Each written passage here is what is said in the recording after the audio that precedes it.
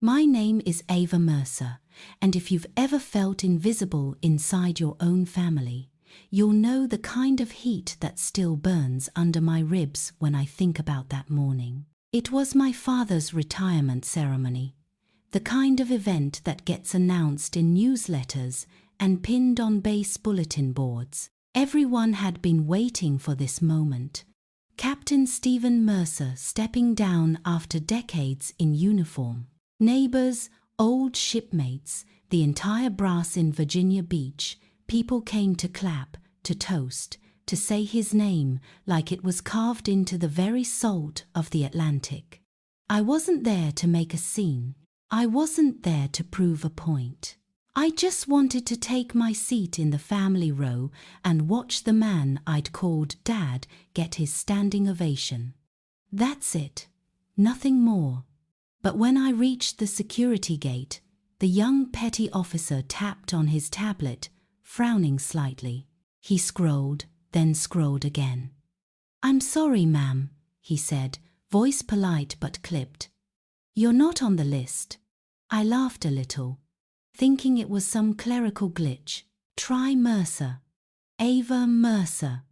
He rotated the screen toward me. The words punched like cold metal. Name: Ava Mercer. Deleted. Deleted. Like I had never existed. The air around the gate suddenly felt thinner, sharper. And then I saw him across the courtyard, in the middle of a circle of men in polished uniforms, all handshakes and backslaps. My father. His posture was perfect, his glassy smile rehearsed for cameras. And when his gaze brushed mine, I expected confusion, maybe even surprise. But instead, I caught it the smallest curl at the corner of his mouth. A private smirk that told me everything. He knew. He had signed off on this. I wasn't welcome here. That smile said, "You were never my equal. You were never the Mercer worth celebrating." The words weren't spoken, but they landed cleaner than any insult he'd ever thrown. In that moment, I understood. My family had been rewriting me for years forgettable, expendable, unwanted, and now they wanted to tear me clean out of the story altogether. I stood there, stiff as a statue, while cars lined up behind me at the gate. A family in the next vehicle waved their invitations like golden tickets. Their daughter in a crisp academy blazer leaned out the window, face glowing, parents beaming. A picture-perfect Navy family.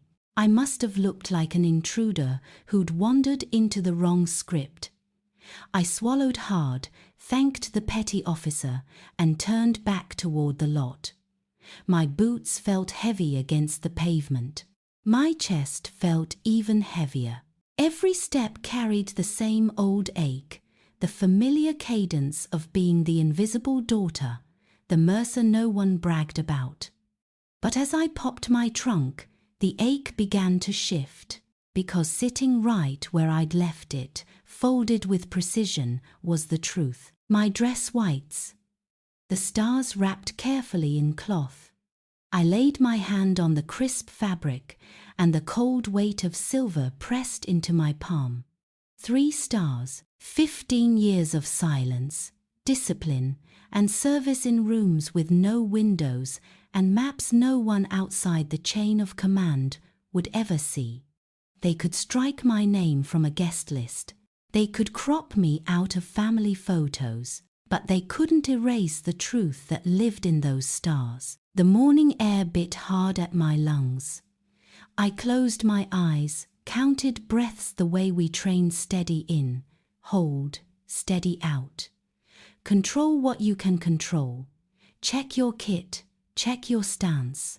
I looked back toward the hall where banners hung square and brass gleamed.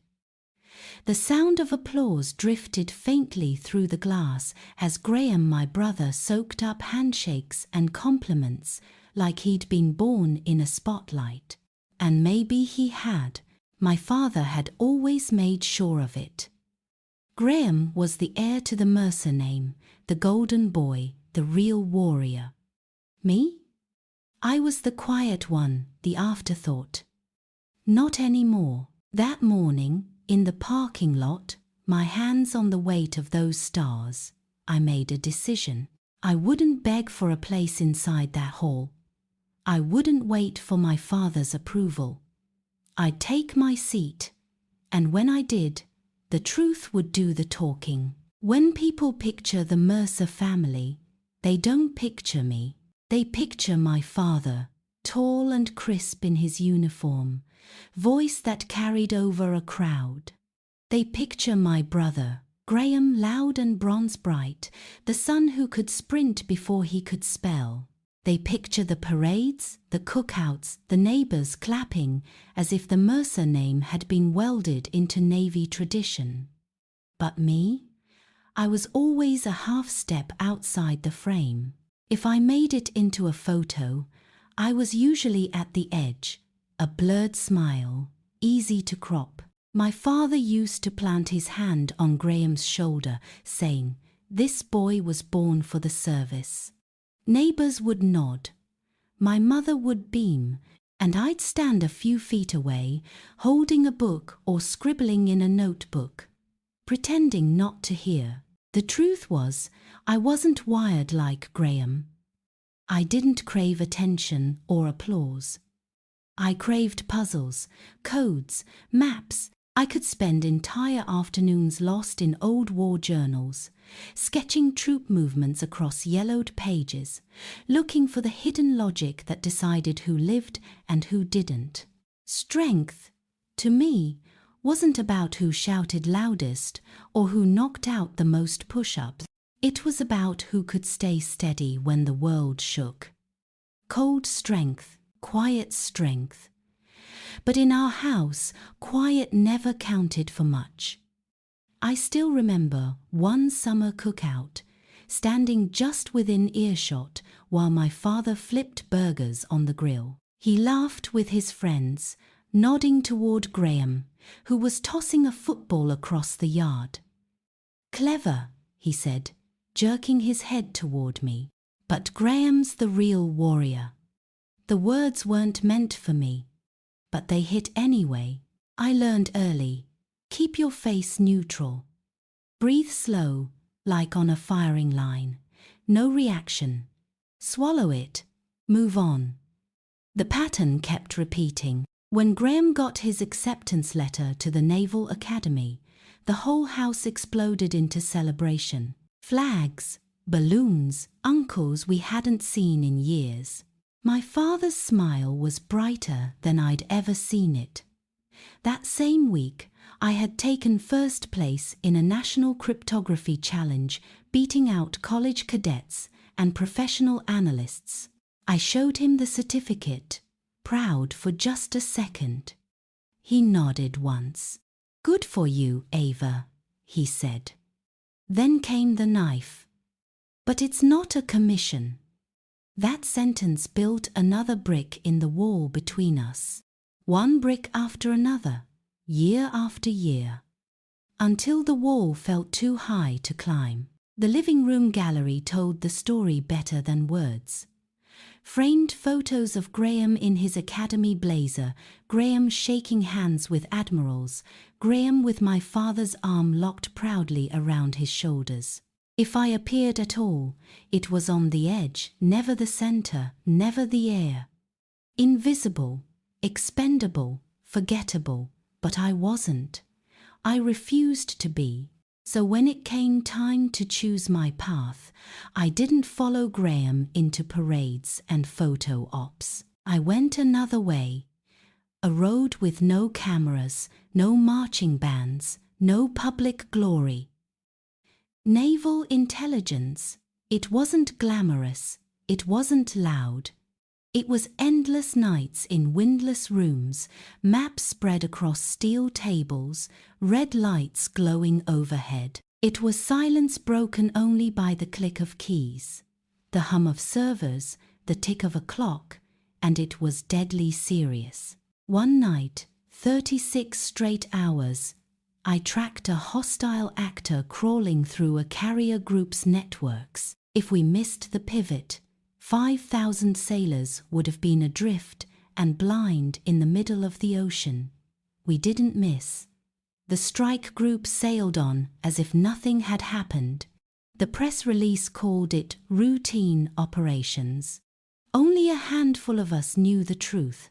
Another time, a SEAL Elements comms went dark mid-operation. I stole bandwidth from another theater, stitched together a narrow corridor of coverage, and held it just long enough for their extraction. They came home alive. People called it luck, but I knew better. And then there was Midnight Kestrel, a freighter ghosting the Pacific with cargo that should never have touched water. We threaded the needle with MI6, and the Royal Australian Navy, forced a stop, kept the fallout out of headlines. Crisis averted, world moved on. No parades, no speeches, just another silent night. The medals I received went into drawers. The commendations arrived in envelopes I never displayed. The one keepsake I carried was a note from a SEAL I'd never met, written in block letters on a scrap of paper. "We're alive because of you. A man doesn't forget." I folded it once and kept it close. Pride and loneliness, side by side in my pocket. Proof that the work mattered even if my family never knew. To them I was paperwork, an administrator in some quiet office. Not real Navy, not like Graham. That's what cut deepest. The ceremonies they adored, the legacies they bragged about, so many of them rested on work no one could talk about, least of all me. I carried that silence for 15 years, until the morning of my father's retirement ceremony, when he made his final move to erase me. But he had forgotten one thing. I wasn't the invisible daughter anymore. The hall smelled like brass polish and old tradition. Flags hung straight, the kind of symmetry my father loved. Perfect lines, perfect posture, perfect image. Applause rolled like waves as Graham stepped onto the stage, every inch the poster boy Captain Mercer had sculpted. My father's shoulders swelled with pride, as if the whole room were proof that his legacy had landed in safe hands. I slipped into a shadowed seat near the back. No dress whites. Not yet. Just plain clothes, invisible by design. That had always been my role, hadn't it? The Mercer who didn't count. The master of ceremonies cleared his throat, voice syrupy with praise. Today we honor Captain Stephen Mercer, a man whose service has shaped generations. His words washed over me, sugary and hollow. Then came the sting. He listed the Mercer children. Graham, of course. Applause surged again, and then nothing. My name left off the script, like it had never existed. It wasn't a stumble. It was deliberate. Whispers floated up around me. "Ava, she does admin, right? Not real Navy. Not like her brother." Each word was a scalpel, slicing thin but deep. I kept my face steady, eyes forward. But inside, something twisted tighter. I leaned toward the side table where programs and notes lay scattered. Half hidden beneath the stack, a slim folder caught my eye. I shouldn't have looked, but I did. Inside, an internal memo. Guest list revisions, typed neatly at the bottom, my father's signature. Above it, one line in tidy font, omit, Ava Mercer. Do not detract from Graham's recognition. The burn of those words was clean, surgical. Not accident, not oversight. A decision. My father hadn't just let me slip through the cracks. He had cut me out on purpose. For a second, the years collapsed. I was 10 again, standing at the edge of the living room while the camera clicked, cropped out of frame. I was 16, holding a certificate he shrugged at. I was 22, hearing him call Graham the real warrior over burgers on the grill. Small again, expendable again, but the feeling didn't last. It hardened. Brick by brick, every dismissal, every erasure stacked into steel. My father thought he'd silenced me. He had just sharpened me. I needed air. I slipped into the corridor, heels echoing soft against tile. Around the corner, voices carried. If Ava shows up. Graham's tone was sharp, stripped of his camera smile. It's over for me. I froze. She'll take everything, he muttered to the lieutenant beside him. She always does, even when people don't see it. The lieutenant tried to chuckle. Come on, Graham, you're the heir, everyone knows that. But Graham's face told the truth. His jaw clenched, eyes dark, voice low. I can't let that happen. Not here, not today. Not pride, not loyalty, fear. He was afraid of me. I slid a hand into my coat pocket, fingers brushing the folded note I'd carried for years. The edges were soft now, ink smudged at the corners. We're alive because of you. A man doesn't forget. The words steadied me. My brother, the golden boy, wasn't afraid of my absence. He was afraid of my presence. He knew what would happen if I stood under the lights with the truth pinned to my shoulders. That realization hit like a blade sliding free of its sheath. This wasn't just my father trying to erase me.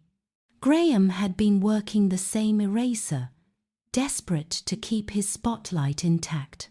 Their empire of legacy wasn't built on honor. It was built on fear of being eclipsed. I breathed in once, slow. The truth didn't need me to shout. It didn't need me to fight. It just needed me to show up.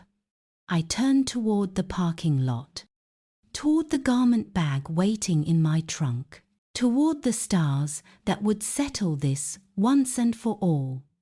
Not revenge, not spectacle, just presence. And presence, this time, would be louder than any toast, any script, any applause rehearsed to ignore me. The wind off the Atlantic pushed salt through the parking lot when I unzipped the garment bag. Dress whites caught the low-light creases razor sharp, every line where it belonged. I pinned the first star, then the second, then the third. The weight didn't feel like burden. It felt like proof. I palmed my cover, closed the car door, and the noise of the ceremony thinned to a distant hum. Counted breaths steady in, hold, steady out. Control what you can control. Then I started walking. Inside, the auditorium felt pressurized. Rows of uniforms, a chandelier trembling faintly from the HVAC, the master of ceremonies warming up to turn a man's life into a victory reel. My father stood near the front, glass in hand, smile rehearsed. Graham basked under lights meant for him. It would have been a perfect picture if not for the empty seat in the front row that everyone pretended not to notice. I pushed the doors. The clap of wood echoed hard. Conversations clipped off mid-sentence. Heels on polished floor. 1, 2, 3. Precise as a metronome. Heads turned in ripples, first curiosity, then confusion, then that sharp intake of air people make when the story they were told stops matching what they see. For a heartbeat, it read like a mistake of perception. a civilian wandered in the wrong room. Then eyes found the stars. 3 of them, cold and undeniable. Silence dropped.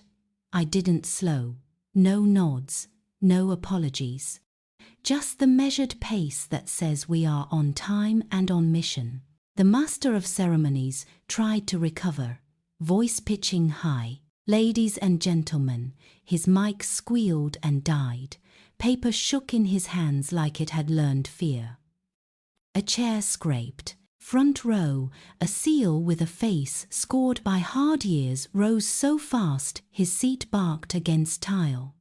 He had been in the kind of place where clocks don't matter and radio checks come back empty. He looked at me like a man who had finally found the right name for what kept him breathing. He brought his hand up in a salute crisp enough to cut. One by one, then all at once, the room stood. The sound of chairs slamming back rolled like thunder under the chandelier. Rows of tridents, officers, chiefs spines straight, palms hard to brims, salutes locked in. Not to a surname, not to a performance, but to the work nobody had been allowed to speak aloud. My father's toast froze midair. The glass hung in his fingers without rising. Colour drained from his face in degrees, as if the truth were pulling it out by hand. Graham went slack-jawed. The expression of a man who just learned gravity had changed. His eyes climbed to the stars, then fell to the floor, as if looking up might collapse whatever story he'd been living in. I kept walking. Every step did what a decade and a half of silence could not. It rewrote the room. The Mercer legacy they had curated, polished, staged, edited for public consumption, lost its center of gravity. The applause they'd prepped, the speeches they'd timed, none of it could stand against 3 inches of metal and a history measured in saved lives. Halfway down the aisle, a vice admiral with a chest-like mosaic broke formation. He stepped forward, hand out, voice low. Good to finally meet the name behind those red covers. My grip was steady. "Ma'am," he said, a word that made the MC flinch like it belonged to a different script. Another came. Then another. Not photo-op handshakes, acknowledgements, compact and weight-bearing. In my peripheral, I saw neighbors who had once nodded through my father's stories go still, recalibrating. At the front row, I turned, set my cover across my knee, and took the empty seat, a simple movement. But the room's balance shifted with it, like a ship trimming to true. I didn't take the podium. I didn't ask for the mic. Presence was the speech. For a long breath, nothing moved. Then a single clap. Then a second. Then a swell building on its own momentum. Not cued by script or glare or obligation. The sound rolled over us, a tide no one had ordered, the sound a truth makes when people finally stop pretending not to see it. Beside me, my father's hand trembled around crystal. He looked at the stars on my shoulders. The way a man studies a coastline, he sailed past his entire life without a map. The nod he gave was small and deliberate. Not repair, not love, but acknowledgment real, unavoidable. It landed like the click of a lock I'd stopped trying to open. Graham remained seated, elbows on knees, eyes fixed on the place where my heels had ticked down the aisle. His mouth worked once, then stilled. The fear that had driven him earlier had nowhere left to hide. The master of ceremonies cleared his throat, a little man beside a loud fact. "Captain Mercer," he began, voice thinner now. "Your legacy." He faltered, paper sagging. Legacies had shifted in the span of a minute, and everyone knew it. I breathed. Back straight, cover balanced, heart rate steady. In the corner of my pocket, the folded note pressed into my palm. We're alive because of you. A man doesn't forget. For years, it had been my private proof. Tonight, I didn't need to unfold it. The room was reading it out loud. When the applause eased, senior brass resumed their seats. The ceremony limped forward, but its center was different. Every anecdote about leadership now curved toward the quiet spaces where decisions are measured in lives, not headlines. Every praise for visible valor carried a shadow of the invisible kind. I didn't look back to check whether anyone in the doorway was still doubting what they'd seen. Doubt is loud early and quiet late. Tonight, it had gone quiet. The program resumed, but it wasn't their show anymore. It was ours, the sailors, who do the work that never makes the commemorative coin, the officers who hold steady when the map goes blank, the teams who come home because someone in a windless room refuses to blink. When it ended, I rose, set my cover square, and turned to the aisle. People parted without speaking. Not fear, respect. The kind that doesn't ask for a selfie. Outside, the evening had cooled. The flags on the pole cracked in a clean wind. I exhaled and felt 15 years of swallowed breath leave my lungs. Not revenge, not spectacle, just presence. And tonight, presence had been enough to make the whole room stand. When the final notes of the ceremony faded, the room didn't sound the same. Applause had tried to patch over the shift. But truth has a way of echoing long after noise dies. People milled, but their eyes kept finding me quick glances, then longer looks, like they were recalibrating who the Mercer family really was.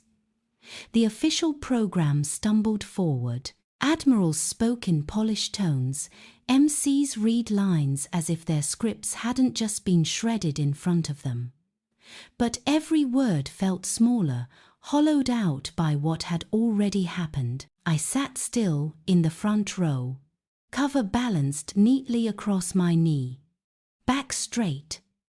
I didn't need to move, didn't need to speak. Presence was louder than any speech. When it ended, the crowd broke into clusters. Brass traded business cards. Families leaned together for photos. My father lingered by the podium, glass still in hand, grip trembling. He looked like a man whose story had cracked down the middle, and he didn't yet know how to glue it back. I felt Graham's eyes on me before I saw him. He approached like the ground under his shoes had turned unsteady. His smile, always calibrated for cameras, was gone. When he spoke, his voice was rough. "How long?" he asked. I looked at him level. 15 years. The number landed like weight across his chest. He rocked back half a step, exhaling as if the air had been punched out of him. His whole life had been a coronation, an inheritance he thought unshakable. Tonight, he'd learned it was built on sand. Before he could gather another word, my father stepped forward. His eyes tracked the stars at my shoulders, every seam he'd once declared out of my reach.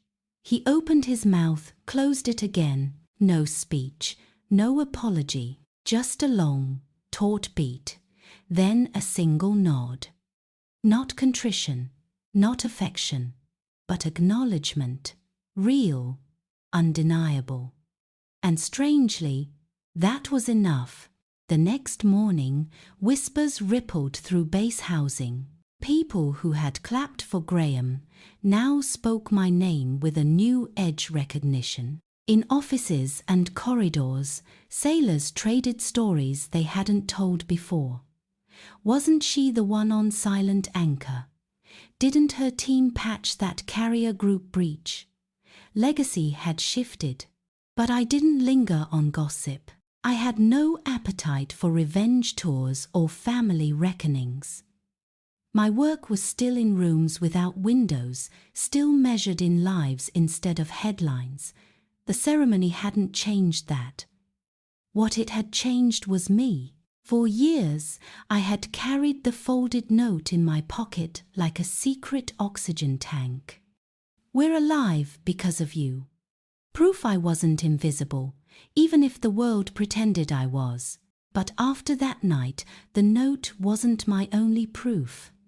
The room had said it out loud. Entire rows of seals had stood in salute, the kind of salute that rattles glass and memory alike. Presence had done the talking. That week, a vice admiral sent for me. "Good to finally meet you," he said, voice clipped, professional, but with a weight behind it. Others followed, quiet handshakes, low words. Recognition, where it had once been denial. It didn't erase the years. It didn't rebuild a childhood. But it carved something new into the space where erasure had lived. Permanence. At home, the silence shifted too. My mother's eyes softened when she looked at me, like she was seeing me whole for the first time. Graham grew quieter, his bluster stripped away, leaving something more human in its place. My father asked no questions that week, only sat longer at the dinner table than usual, gaze flicking to the medals I hadn't hidden this time. Still, I understood something critical. Their recognition was not the point. The truest acknowledgment had never come from them. It had always been mine to give, and that night, I finally claimed it. 6 months later, Norfolk smelled the same salt on the wind, cut grass on base housing Sundays, diesel and coffee braided into morning air.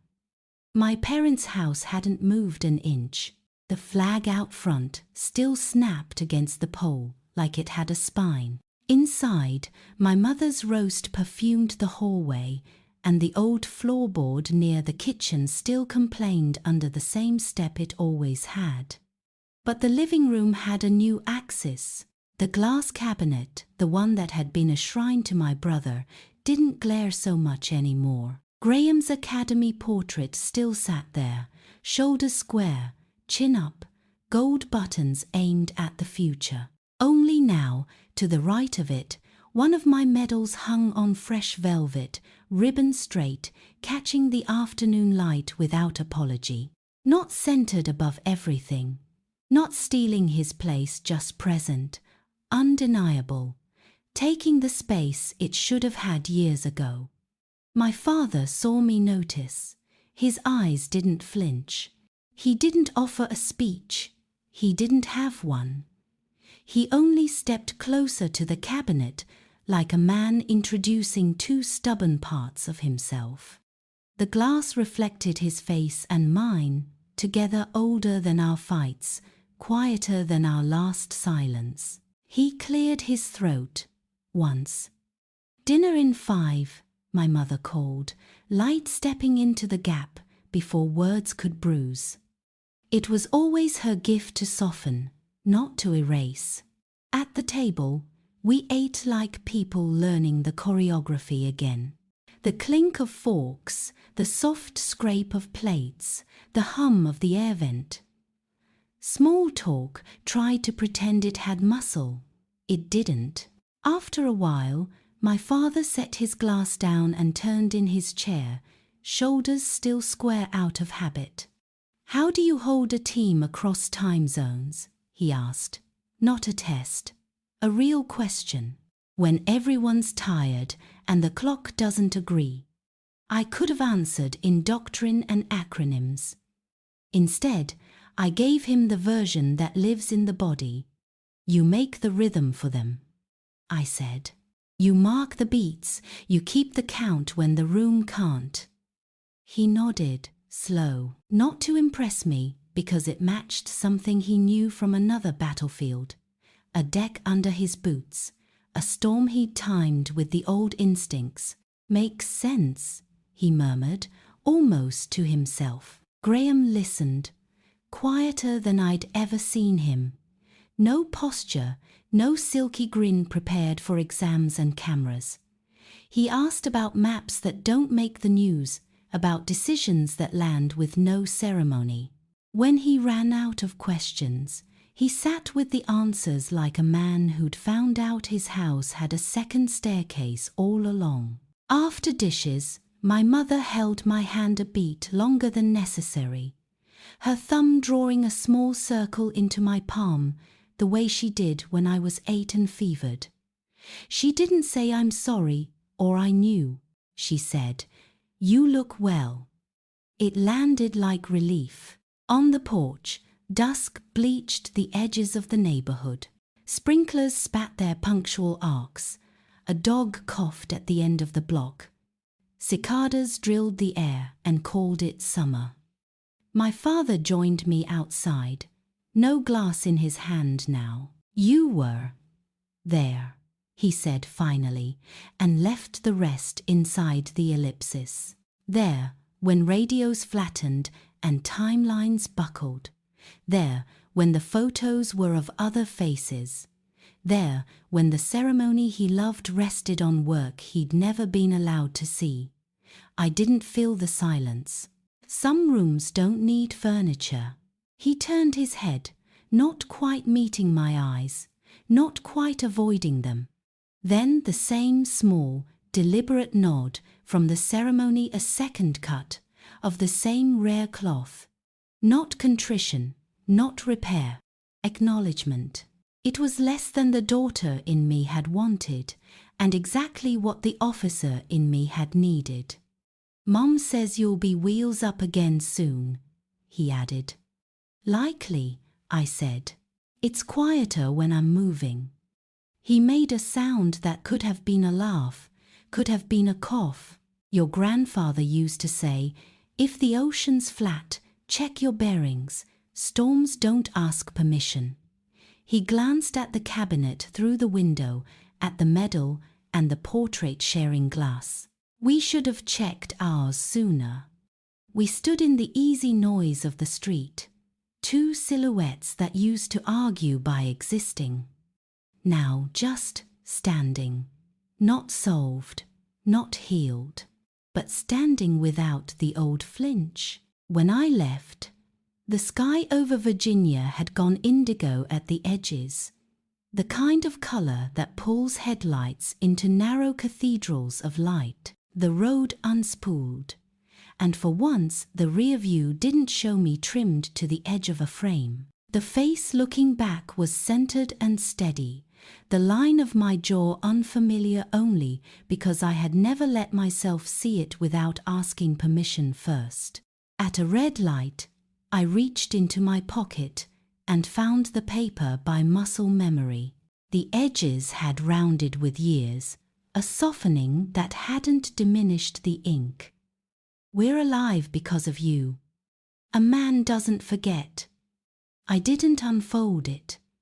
I didn't need to. The room had read it out loud, the wall at home had underlined it, my own breath had signed it. The light turned. I rolled forward. There will be other halls, some hostile, some holy, other maps that don't like to be looked at, other nights when count in, hold, and release are the only orders that matter. None of those roads will require permission slips from the past. The truest acknowledgment never came from them. It was mine to give, mine to withhold, mine to claim. And I had. Back on base, a transport's engines warmed the air into a low hymn. A crew chief lifted 2 fingers in a lazy salute as I passed. I returned it, climbed the ramp, and felt the aircraft's ribs hum under my palm steel, remembering storms it had already flown through. People talk about closure like it's a door that shuts. Maybe. Or maybe it's a window finally opening in a room you thought was airless. Either way, the night tasted different. Not forgiven, not forgotten, claimed, and in the quiet between takeoff and orders, somewhere above the coastline my family had mistaken for the whole horizon, I let myself smile at nothing in particular. Not because the world had finally said my name, but because I had never needed their microphone to be real. Presence had been enough. It would be enough again.